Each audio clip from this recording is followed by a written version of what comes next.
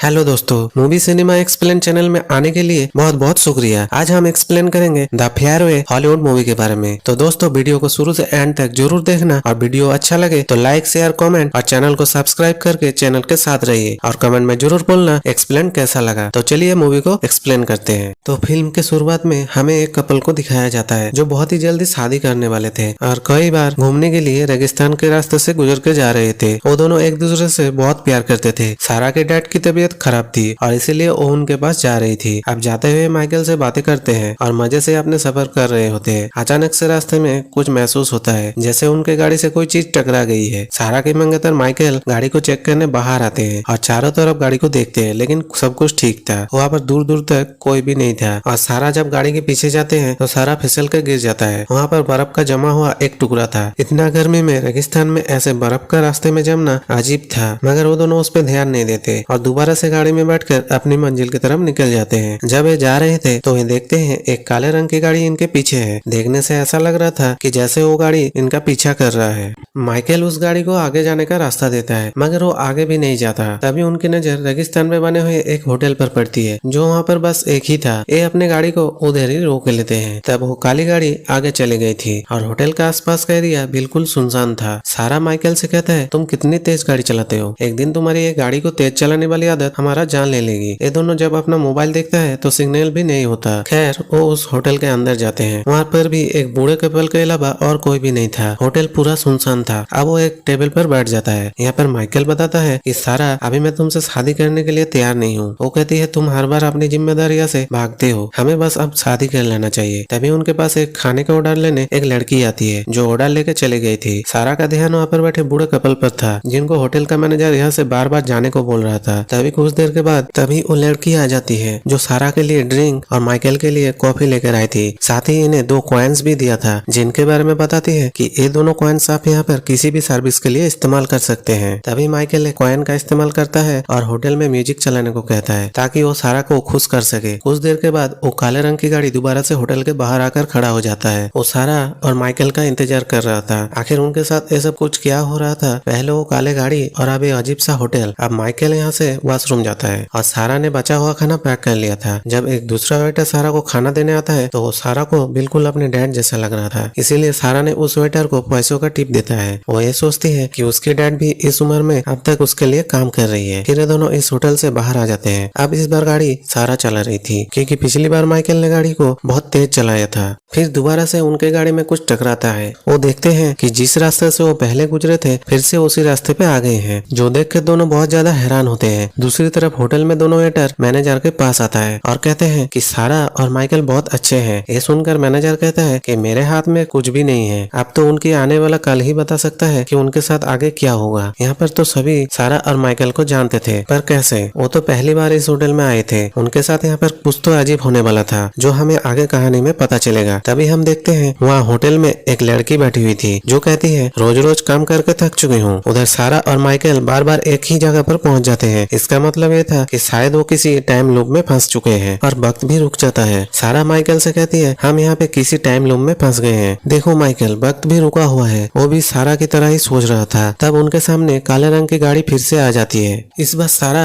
ये फैसला करती है कि उस गाड़ी को देखने जाएगा कि अंदर कौन है जो कब से इन लोगों का पीछा कर रहा है। जब सारा उस गाड़ी के पास जाके देखती है तो शीशे नीचे होने पर उस आदमी पर नजर पड़ती है जो गाड़ी को चला रहा था, जो डरावनी शक्ल का था, जिसे देख के सारा बहुत डर गई थी और भागकर अपनी गाड़ी में बैठ जाती है। उसने गाड़ी को तेज कर लिया था और सारा रोने लगती है। माइकल उससे पूछता है कि सारा, मुझे बताओ तुमने गाड़ी में क्या देखा? सारा कहती है, मैं नहीं जानती कि उसका चेहरा ऐसा क्यों था, पर बहुत डरावना था। तभी सारा देखती है कि काले रंग की गाड़ी फिर से उनका पीछा कर रहा था। इस बार वो उन्हें टक्कर मारने वाला था, मगर सारा ने अपनी गाड़ी का स्पीड तेज कर लिया था और दोबारा से होटल के पास आ गया था। वो उस होटल के अंदर जाकर फोन बूथ के बारे में पूछती है कि वो कहाँ पर है। जल्दी से वो वहाँ पर जाकर पुलिस को कॉल करता है और उस काले रंग की गाड़ी के बारे में बताता है जो अब तक इनका पीछा कर रहा था। मगर पुलिस वाला कहता है कि आप जिस जगह पे है वो हमारे लोकेशन से काफी दूर है, तो हमें आने में वक्त लग सकता है। आप जिस जगह से फोन कर रहे हैं आप लोगों को वहीं पर रोकना होगा। लेकिन यहाँ पर सारा इस बात को नहीं जानती थी जिस पुलिस वाले से वो बात कर रही थी वो इस होटल का मैनेजर ही था। जिसके बाद वहाँ पर होटल में माइकल मैनेजर से पूछता है कि आखिर ये काले रंग का गाड़ी हमारा पीछा क्यों कर रही है और हम घूमकर दोबारा से उसी जगह पर वापस कैसे आ जाते हैं। मैनेजर कहता है कि जाते हुए आप शायद गलत रास्ते में जा रहे थे, यहाँ का रास्ता भूल भुलैया है, इसीलिए आप दोबारा से हमारे होटल के पास आ जाते हैं। तभी सारा आती है और कहती है कि मैंने पुलिस को शिकायत दर्ज कर दी है, पुलिस को आने में टाइम लगेगा, तो इसीलिए पुलिस ने हमें यहीं पे रुकने को कहा है कि जब तक वो ना आ जाए हमें यहीं पे रुकना होगा। मैनेजर भी सुनकर कहता है कि कोई बात नहीं, आप यहाँ पे रुक सकते हैं, हमारे पास एक बहुत ही अच्छा कमरा है। इसका मतलब ये था कि मैनेजर इन दोनों को जानबूझकर यहाँ पे रोकना चाहता था, तभी उसने पुलिस ऑफिसर बन के सारा से बात की थी। खैर अब ये दोनों इधर ही होटल में रुक जाते हैं। सारा वेटर से शराब मंगवाती है, लेकिन वो बताती है मैम हमारे यहाँ एक ही बार शराब को पी सकती है। तभी यहाँ पर बैठी एक लड़की सारा से कहती है कि तुम मेरे बोतल को ले सकती हो, उसे भी मैं यहाँ से जाने वाला हूँ। सारा जब उसे पैसा दे रही थी तो वो कहती है पैसे अब उसके किसी काम की नहीं। ऐसी बात सुनकर सारा थोड़ा हैरान हो जाती है। तभी वहाँ पर मैनेजर भी आ गया था जो उस लड़की को अपने साथ चलने को कह रहा था। बाद में मैनेजर उन दोनों को समझाता है कि वो लड़की पागल है, इसीलिए ऐसे बात कर रहा था। जिसके बाद सारा अपने डैड को कॉल करने जाती है। अजीब बात ये थी कि सारा को अपने डैड की आवाज तो आ रही थी, लेकिन सारा की आवाज उनके डैड तक नहीं पहुंचती थी। उधर हम मैनेजर को देखते हैं जो उस पागल लड़की को एक कमरे के अंदर जाने को कहता है जहाँ पर बहुत अंधेरा था। वो लड़की बहुत ज्यादा रो रही थी। मैनेजर उसे समझाता है कि देखो ये रास्ता तुमने अपने लिए खुद चुना है। इतना कहकर उसने उसे कमरे में धक्का दे दिया था। इधर होटल के अंदर सारा और माइकल के पास वेटर आता है जो इन्हें कह रहा था कि आपको अपने कमरे में जाने से पहले और सोच लेना चाहिए, और वो एक कागज पर उनके लिए एक मैसेज भी छोड़ता है। तभी वहाँ पर मैनेजर आ गया था जो उस कागज को सारा और माइकल के पढ़ने से पहले उठा लेता है, जिस पर लिखा हुआ था रन भागो। अब मैनेजर उन्हें उनके कमरे में ले आया था। यहाँ पर सारा फिर से उस मैनेजर से काली गाड़ी के बारे में पूछती है, मगर मैनेजर तो उसकी कोई बात का जवाब नहीं दे रहा था। वो ऐसा दिखाता है जैसे उसने बात को सुना ही नहीं। मैनेजर यहाँ सारा का नाम लेता है जिससे वो थोड़ा हैरान हो गया था। वो सोचती है कि आखिर इस मैनेजर को उसका नाम कैसे पता। जब मैनेजर उनके लिए कमरा खोल रहा था तो सारा देखती है उस पर बर्फ की लेयर जमा हुआ है, बिल्कुल वैसे ही जैसे उसने रास्ते में देखा था जब उनकी गाड़ी उससे टकराई थी। सारा समझ चुका था कि यहाँ पर कुछ तो गड़बड़ है, इसलिए वो माइकल को यहाँ से निकलने को कहता है। पर मैनेजर उन्हें कहता है कि देखो आप लोगों को आराम करने इस कमरे में जाना ही होगा, आप क्यों अपने लिए इस मुसीबतें बढ़ा रहे हैं। ये बात सुनकर तो सारा को और अजीब लगा है, इसीलिए वो दोनों यहाँ से भाग गए थे।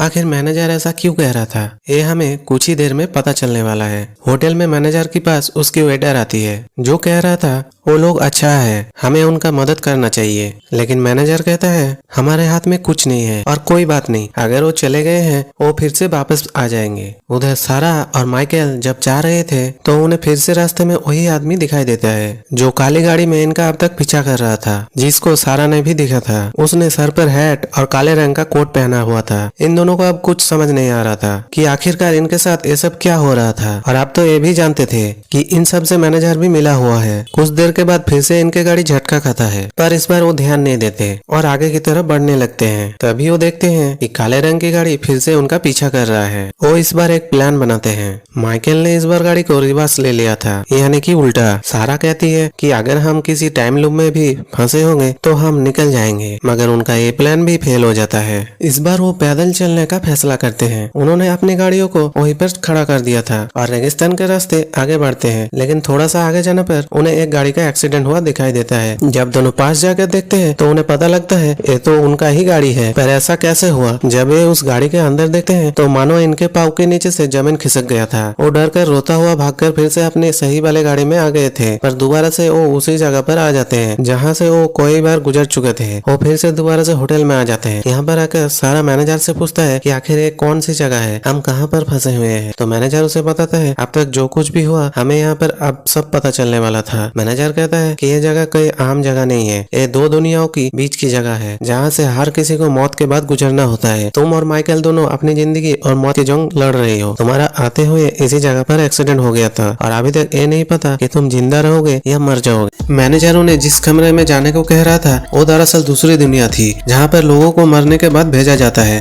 और कहानी के शुरू में जब हमने देखा था कि बार बार सारा और माइकल की गाड़ी जिस जगह पर आकर रुकती थी वहाँ पर उन्हें महसूस होता था कि उनकी गाड़ी से कोई चीज टकराती है या फिर उनकी गाड़ी किसी ने टक्कर मारी है। उसी जगह पर इनका असल दुनिया में एक्सीडेंट हुआ था और यही वजह था कि इनके साथ ऐसे कुछ हो रहा था। और जब वो पैदल चल रहे थे तो उन्होंने अपनी गाड़ी के अंदर अपनी ही लाशों को देखा था, इसीलिए उनकी हालत खराब हो गया था। और जब कहानी के शुरू में सारा भी माइकल से ये भी कहा था, तुम गाड़ी को जो तेज चलाते हो इससे एक दिन हमारी जान जा सकती है। इसका मतलब ये था कि सारा को कहीं ना कहीं ये पता चल चुका था कि वो मरने वाला है और मैनेजर ने उस लड़की को भी इसीलिए कमरे में भेजा था क्योंकि असल दुनिया में वो मरने वाला था। इस होटल का काम यही था। जो लोग मरने के बाद जिंदगी और मौत के बीच फंसे होते थे तो यहाँ के लोग उन्हें मौत के बाद वाले दुनिया में भेजने का काम किया करते थे, यानी कि आत्माओं की दुनिया, उसकी असल दुनिया में। और जो काली गाड़ी थी वो मौत थी जो इनका अब तक पीछा कर रहा था। मैनेजर सारा से कहता है कि असल दुनिया में तुम नहीं बच सकते तो अपने आप को इतने तकलीफ मत दो और उस कमरे में चले जाओ जहाँ पर आत्माओं मरने के बाद जाता है। सारा कहती है मैं जीना चाहती हूँ क्योंकि मैं माँ बनने वाला हूँ, मुझे अपने बच्चे के लिए जीना है। मैनेजर कहता है ये बात तो तय है कि तुम दोनों में से एक ही बचने वाला है, इसलिए सारा ने अब माइकल को सैक्रिफाइस और कुर्बान करने का फैसला कर लिया था क्योंकि माइकल के पास जीने का कोई वजह नहीं था और उसने सारा से शादी करने से भी इनकार कर दिया था। इसीलिए सारा अब माइकल को गुड बाय बोलती है और कहती है कि तुम्हें हमारे बच्चे के लिए खुद अपना जान देना होगा। हमारे साथ यही तक था माइकल, तुम्हें अपने बच्चे के खातिर मरना होगा। इसके बाद माइकल को उस कमरे में भेज दिया जाता है। हम असल दुनिया में देखते हैं कि सारा को तो होश आ गया था, उसकी सांसें दोबारा से चलने लगा था, मगर अब माइकल की मौत हो चुका था। और इसी के साथ ये कहानी यहीं पे खत्म हो जाती है। तो दोस्तों कहानी कैसा लगा कमेंट में जरूर बोलना और वीडियो को एक लाइक जरूर कर दे ताकि हमारा मेहनत सफल हो। और भी इंटरेस्टिंग वीडियो देखने के लिए हमारे चैनल को जरूर सब्सक्राइब कर दे। मिलते हैं नेक्स्ट वीडियो में।